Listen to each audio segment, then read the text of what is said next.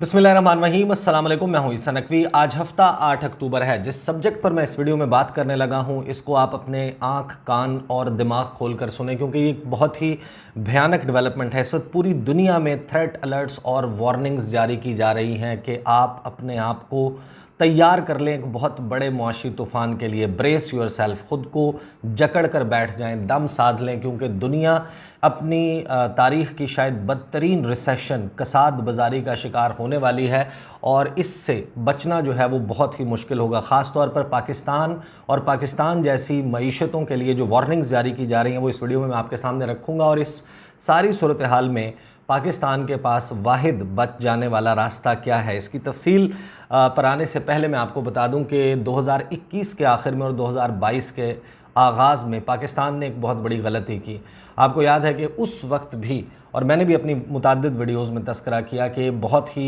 भयानक सूरत हाल होने वाली है। जो यूक्रेन और रूस के दरमियान जंग छिड़ने की बातें हो रही हैं और इस पर पूरी दुनिया ये कह रही थी कि ब्रेस फॉर द इम्पैक्ट, कि आप इससे जो एक तूफ़ान बरपा होगा, जो महंगाई का तूफ़ान आएगा, उससे बचने के लिए अपने आप को तैयार कर लें। पूरी दुनिया ने नज़रें लगाई हुई थी कि रूस और यूक्रेन के दरमियान मामलात किस तरीके से अनफोल्ड होंगे। बिल्कुल उसी तरीके से जैसे आप एक जहाज़ में बैठे होते हैं और अगर लैंडिंग के वक्त उस जहाज़ के पहिए ना खुलें, उसका लैंडिंग गियर डाउन ना हो, तो फिर पायलट की तरफ से इंस्ट्रक्शंस दी जाती हैं मुसाफिरों को। जो कैबिन क्रू होता है वो आपको, फ़्लाइट अटेंडेंट्स बताते हैं कि जिस वक्त जहाज़ टकराने लगेगा रनवे पर, जब हम इसको बेली लैंड करेंगे, जब क्रैश लैंडिंग करेंगे, तो उस वक्त आपने ख़ुद को सुकेड़ लेना है, ख़ुद को जकड़ लेना है और अपने गर्दन के पीछे जो है वो अपने हाथ रख लेने हैं, ताकि वो जो इम्पैक्ट आएगा जब जहाज़ ज़मीन पर रनवे पर टकराएगा तो उससे कहीं आपकी गर्दन की हड्डी ना टूट जाए। जब ये वार्निंग्स दी जा रही थी कि आप ख़ुद को ब्रेस कर लें, एक बहुत बड़ा इम्पैक्ट आने वाला है, उस वक्त पाकिस्तान में पॉलिटिकल इंजीनियरिंग की गई और एक हुकूमत जो चल रही थी, और अगर आपके उनसे सियासी इख्तलाफात थे, उसने वैसे ही उस हुकूमत ने जो है वो ख़त्म हो जाना था और वो अपनी जो फ़ैसले हैं उनके बोझ तले ख़ुद दब जाती। लेकिन आपने ये किया कि 13 जमातों ने मिलकर जो खेल खेला, यहाँ पर हुकूमत को हटाया गया। उसका नतीजा आपके सामने है कि 13 जमातें मिलकर, जिनको इस्टेब्लिशमेंट की भी मुकम्मल सपोर्ट हासिल है, वो सूरत हाल को, ख़ास तौर पर जो पेट्रोल की प्राइसेस हैं, जो इस वक्त महंगाई की शरह, उसको कंट्रोल करने में नाकाम है। एक नतीजा हमारे सामने है और अब दूसरा नतीजा क्या आने वाला है वो मैं आपके सामने रख देता हूँ। और ये सारी डिबेट वैसे तो जारी थी ये डिबेट, लेकिन इसमें बहुत ज़्यादा एस्केलेशन क्यों हुई, बहुत ज़्यादा क्यों हुई, और पाकिस्तान का मंजरनामा क्या है। पाकिस्तान का मंजरनामा आज हफ्ते के रोज़ 8 अक्टूबर को ये है कि इस्लामाबाद जो है उसको कंटेनर्स लगाकर सील किया जा रहा है। 700 से ज़ायद कंटेनर्स के का टारगेट है, पकड़ धकड़ की जा रही है, आने जाने वाले रास्ते बंद किए जा रहे हैं। इमरान खान साहब एक लॉन्ग मार्च लेकर इस्लामाबाद की जानिब आना चाहते हैं और हुकूमत के पास इमरान खान साहब को कंट्रोल करने के लिए तो बहुत सारे ऑप्शंस हैं जिन पर वो गौर कर रहे हैं, लेकिन अगर उनके पास इस वक्त जो टाइम नहीं है वो पाकिस्तान है। और पाकिस्तान की सूरत हाल, क्या प्रेस कॉन्फ्रेंसेस से इस मुल्क को बचाया जा सकता है? क्या इमरान खान के ख़िलाफ़ ऑडियो लीक्स के ज़रिए, जिनको डॉक्टर किया गया हो, जिसमें कट पेस्टिंग जो है वो की गई हो, उसके ज़रिए इस मुल्क को बचाया जा सकता है? या गरीब का पेट जो है वो अगर प्रेस कॉन्फ्रेंसेस से भरा जा सकता है तो बिल्कुल भरे। पाकिस्तान के नेशनल डिबेट में, पाकिस्तान की मेन स्ट्रीम मीडिया की स्क्रीन्स के ऊपर ये मौजू मुकम्मल तौर पर गायब है। हम सिर्फ़ और सिर्फ सियासत पर बात कर रहे हैं और होना ये चाहिए कि आप इस वक्त मुआशी एक्सपर्ट्स को बैठाकर बताएं, पूरे पाकिस्तान को जहनी तौर पर तैयार करें कि आपने इस सूरत हाल से किस तरीके से बचना है। ये सारा मामला शुरू हुआ और इसमें बहुत ज़्यादा जो है वो शिद्दत आई इस वजह से जब ओपेक प्लस ने, उसके ऊपर मैं बड़ी तफसील से वीडियो कर चुका हूँ, उन्होंने ये फ़ैसला किया कि वो 2 मिलियन बैरल पर डे के हिसाब से यौमिया अपनी पैदावार में कमी करने जा रहे हैं। और उसकी वजह से बुध के रोज़ जो है वो ये फ़ैसला किया गया था और विदिन 2 to 3 डेज़ जो क्रूड ऑयल है उसकी प्राइसेस, ब्रेंट की जो प्राइसेस हैं वो $90 से बढ़कर $98 क्रॉस कर गई हैं। और इस वीकेंड के ऊपर ये कहा जा रहा है कि $100 से ऊपर, और फिर इससे आगे मज़ीद कितना एग्रेवेट होगी सिचुएशन वो आप सोच सकते हैं। अब इसके ऊपर कसाद बाज़ारी की बातें क्यों की जा रही है, मैं आपको बग़ैर किसी गाढ़ी किस्म की टर्मिनोलॉजी के मैं कोशिश करता हूँ कि बड़े आसान और सादा अल्फाज में समझा दूँ और पाकिस्तानी कॉन्टेक्स्ट में पाकिस्तान की एग्जाम्पल दे के मैं आपको बता दूँ। वैसे तो रिसेशन या कसाद बाजारी जिसको कहा जाता है, जो दूसरी जंग अजीम के बाद 4 मरतबा जो है वो इस दुनिया में आ चुकी है, 1975, 1982, 1991 और 2009। ये 4 जो है वो मौके हैं जिस वक्त ग्लोबल रिसेशन आया, पूरी दुनिया में कसाद बाजारी, महंगाई का एक तूफ़ान था, इंडस्ट्रीज़ जो है वो बंद हो चुकी थी। बेसिकली जो है वो ये कहा जाता है कि इकनॉमिक एक्टिविटी जो है वो रुक जाती है, मुख्तलिफ मुआशी वजूहात की वजह से लोगों की जो बाइंग कैपेसिटी है वो ख़त्म हो जाती है, तो उसको आप रिसेशन कहते हैं। और अगर ऐसा जो जीडीपी की ग्रोथ है उसमें नेगेटिव ग्रोथ जो है वो नज़र आए 2 तिमाहियों तक, तो फिर उसको रिसेशन कहा जाता है। अब ये जो रिसेशन की डिबेट है ये किस तरीके से स्टार्ट हुई, अब पाकिस्तान के एग्जांपल जो है वो अगर आप उसको रख के इसको समझने की कोशिश करें तो वैसे तो आप हर शख्स जो है वो कमाता है, उसके पास एक सेट ऑफ इनकम जो है वो मौजूद होता है, वो कारोबार करता है या वो नौकरी करता है, उसको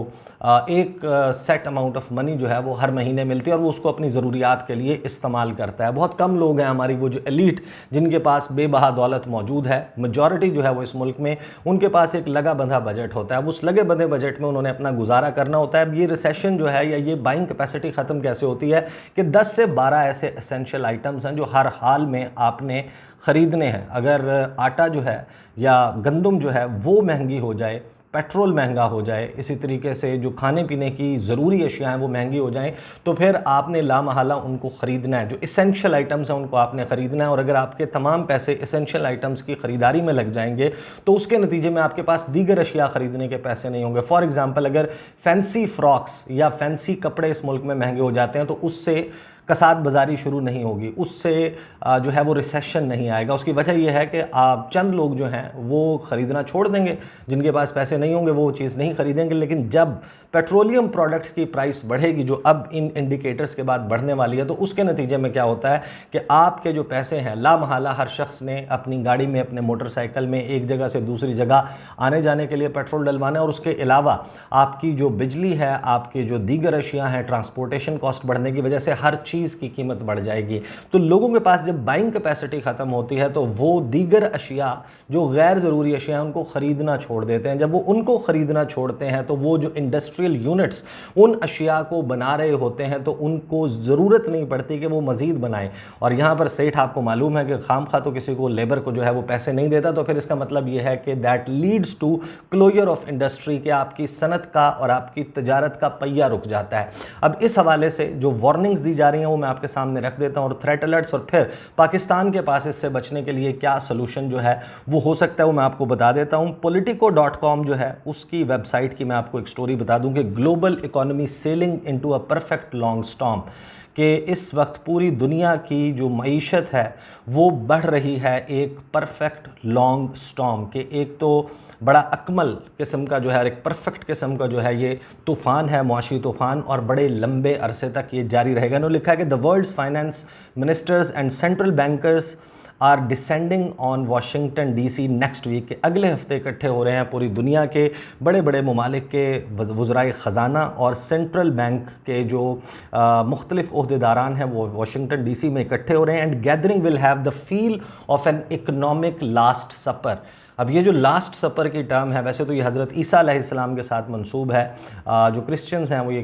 उनका ये फर्म बिलीफ है कि जब उनकी क्रूसिफिकेशन, जब उनको मसलूब किया गया तो उससे एक शाम पहले उन्होंने अपने जो करीबी रुफ़का हैं उनके साथ खाना खाया, और उस खाने पर उन्होंने उनको नसीहतें और वसीयतें की, और उससे अगले दिन वो ये कहते हैं कि उनको मसलूब कर दिया गया। लेकिन इसकी जो टर्मिनोलॉजी है, इसका मतलब यह है कि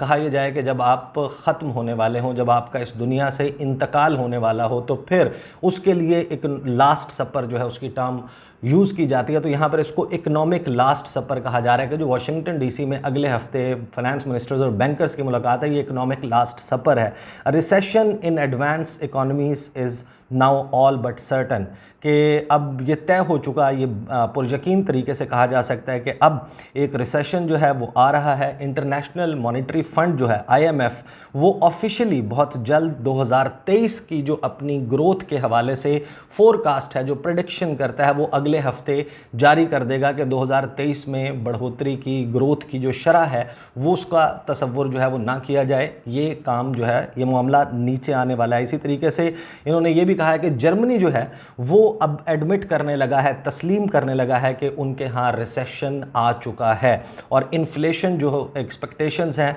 वो अब बहुत ज़्यादा, यानी कि महंगाई की शरह जो है वो बहुत ज़्यादा बढ़ गई है। इसी तरीके से जो सिंगापुर के सेंट्रल बैंक के चेयरमैन हैं उन्होंने जो वार्निंग दिया, उन्होंने कहा है कि we are headed into a perfect long storm for policy makers, there are no good options any more. के इस वक्त जो पॉलिसी बनाने वाले हैं इस सारे मामले से आपको निकालने वाले हैं, उनके पास अब कोई ऐसे अच्छे ऑप्शंस नहीं बचे कि जिनके ज़रिए इस सारे मामले से निकला जा सके। क्विकली fortune.com में एक पूरी दुनिया के जो 7 सबसे बड़े अजहान समझे जाते हैं, बहुत बड़े अजहान समझे जाते हैं कि वो दिमाग हैं जो इकोनॉमी को समझते हैं, इन मामलात को समझते हैं, उनके हवाले से fortune.com ने लिखा है कि 7 of the world's top economic minds think a global recession is coming, some say it is already here। कि 7 जो अजहान हैं इस वक्त जो मईशत को समझने वाले, वो ये कह रहे हैं कि एक आलमी कसाद बाजारी जो है वो शुरू होने वाली है और कुछ का ये ख्याल है कि ये ऑलरेडी स्टार्ट हो चुकी है। इसमें इन्होंने जो लिखा है वो बड़ा जो है वो परेशान कौन है। जेमी डीमन जेपी मॉर्गन के जो सीईओ हैं उनको इन्होंने कोट किया। उन्होंने कहा कि पहले जो है वो मैंने ये फोरकास्ट की थी, प्रेडिक्शन की थी कि storm clouds, big storm clouds, जो तूफ़ान के बादल हैं वो मुझे नज़र आ रहे हैं, लेकिन अब ये एक हरिकेन में, एक बड़े तूफ़ान में बदलते हुए दिखाई दे रहे हैं। We do not know if it is a minor one और अ सुपर स्टॉर्म सैंडी, कि सैंडी तूफ़ान जैसा ये बड़ा तूफ़ान होने वाला है मईशत के हवाले से, या फिर ये एक छोटा तूफ़ान होगा। इसी तरीके से जो कार्ल आइकन हैं, चेयरमैन हैं आइकन एंटरप्राइजेज़ के, इनको भी मईशत के हवाले से बहुत जो है वो माना जाता है। इन्होंने ये कहा है कि in regard to stocks performance for the rest of the year the worst is yet to come, कि ये जो स्टॉक मार्केट्स हैं इसमें अब बदतरीन सूरत हाल जो है अभी तो वो आई नहीं, आप आती देखेंगे। केन ग्रिफिन जो है सिटाडेल के सीईओ, उन्होंने कहा है कि there will be a recession, everybody likes to forecast recessions and there will be one, it is just a question of when and frankly how hard, कि ये तो तय है कि आ रही है, लेकिन अब किस एग्जैक्टली वक्त ये ट्रिगर करेगा मामला और कितना सख्त होगा ये देखना होगा। इसमें जो नोरियल रूबिनी हैं, इकोनॉमिस्ट हैं जिनको डॉक्टर डूम कहा जाता है, डॉक्टर डूम की शोहरत इन्होंने पाई जब इन्होंने 2007 और 8 का हाउसिंग सेक्टर का पूरी दुनिया में क्रैश आया था, उसको इन्होंने परफेक्टली प्रिडिक्ट किया था और उसके बाद से इनको डॉक्टर डूम कहा जाता है और इनकी प्रेडिक्शन जो है उनको बहुत माना जाता है। और सबसे जो स्ट्रॉन्ग वार्निंग किसी जो मईशत दान है उसने दी है वो नोरियल रूबिनी है। इन्होंने क्या कहा है, इन्होंने कहा है कि साल 2022 के आखिर में अमेरिका जो है उसमें सबसे पहले ट्रिगर कर जाएगा, रिसेशन जो है वो बाकायदा डिक्लेयर कर दिया जाएगा before spreading globally next year, कि अगले साल तक 2023 में ये पूरी दुनिया में फैल जाएगा with a potential to last for entirety of 2023, के साल 2023 पूरे का पूरा रिसेशन का पीरियड होगा। It is not going to be a short and shallow recession, कि ये कोई छोटा मोटा रिसेशन नहीं होने वाला, it is going to be severe long and ugly, कि ये बहुत ही सख्त होगा, भयानक होगा, तवील होगा और बदसूरत होगा। साथ ही इन्होंने एक और प्रेडिक्शन की, इन्होंने कहा कि many zombie institutions, zombie households, corporates, banks, shadow banks and zombie countries are going to die,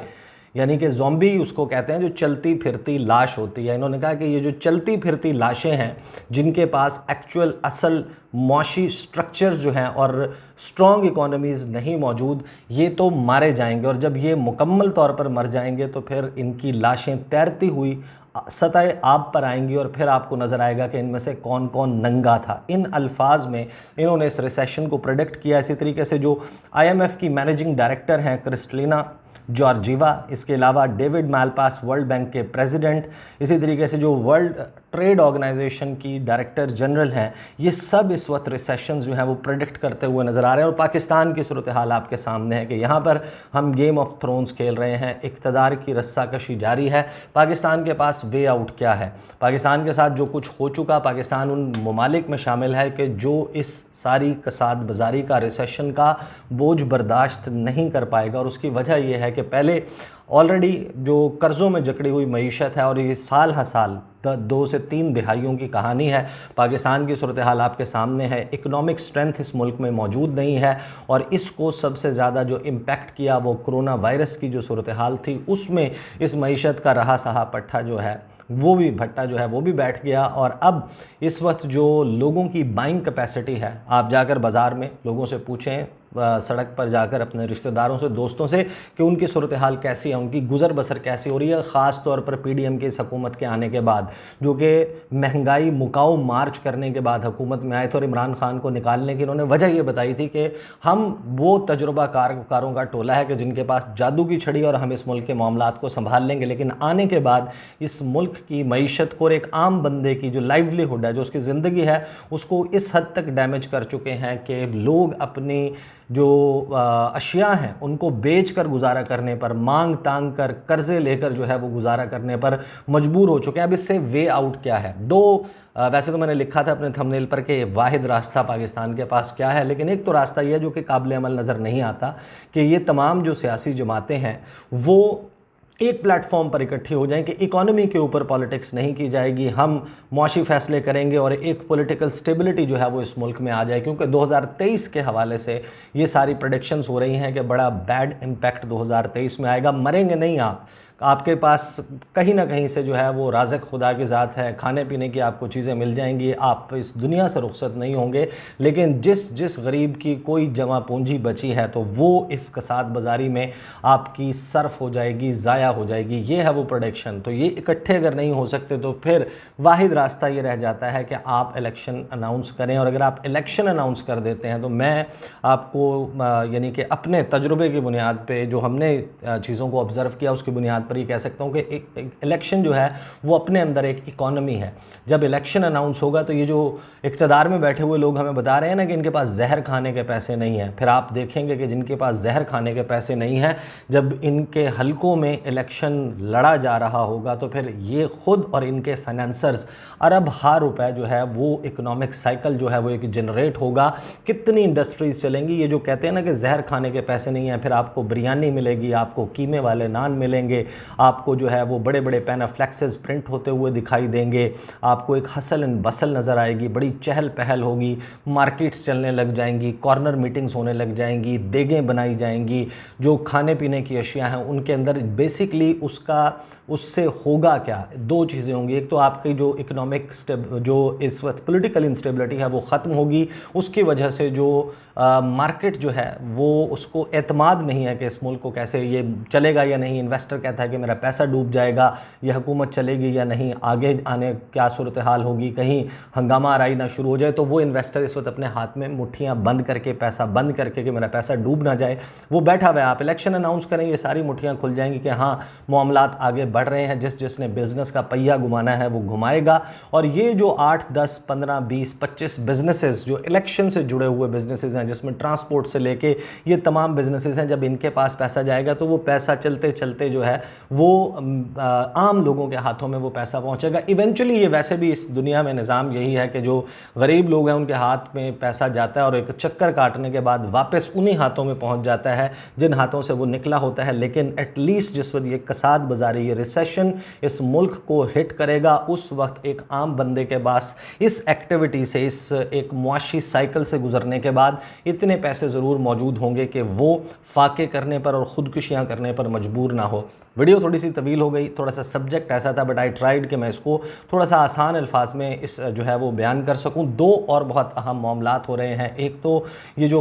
OPEC plus Russia का डिसीजन है ऑयल प्राइसेस में, जो ऑयल प्रोडक्शन में कट का है, उसके बाद अमेरिका जो है वो मोहम्मद बिन सलमान को सबक सिखाने जा रहा है। वो क्या एक्शंस ले सकता है, उनकी तरफ से क्या इंडिकेशन सामने आ रहे हैं। और दूसरा जो न्यूक्लियर आर्मागेडन की बात की थी, एक आखिरी जंग की बात की थी सदर जो बाइडन ने, उसके बाद रूस और अमेरिका के दरमियान किस किस्म के एक्सचेंजेस हो रहे हैं। इसी तरह यूक्रेन के सदर व्लादिमीर ज़ेलेंस्की, उनका एक बहुत अहम इंटरव्यू सामने आया। आने वाली वीडियोस में उसके ऊपर इंशाल्लाह बात करूंगा। मुलाकात होती है आपसे, मुझे इजाज़त दीजिए। अल्लाह हाफ़िज़।